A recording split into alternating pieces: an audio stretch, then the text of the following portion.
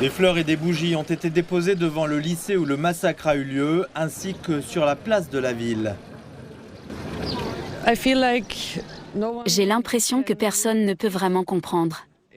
C'est difficile.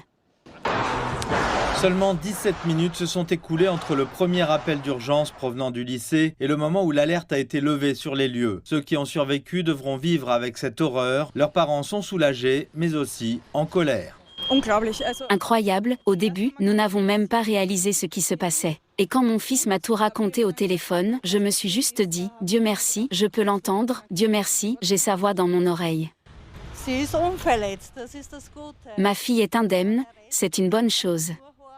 Mais le reste n'est qu'horreur. Merci à nos politiciens. Les autorités affirment que le tireur a dû passer un test psychologique pour pouvoir acquérir légalement le pistolet et le fusil qu'il a utilisé lors de la fusillade. L'Autriche est l'un des pays d'Europe où la population civile est la plus armée. Aujourd'hui, des hommes politiques réclament un durcissement de la législation sur les armes à feu. Pendant ce temps, l'enquête sur les motivations du tireur se poursuit. Selon les médias, le tireur âgé de 21 ans aurait déclaré avoir été victime d'intimidation. Selon les statistiques, un élève autrichien sur 5 est régulièrement victime de harcèlement.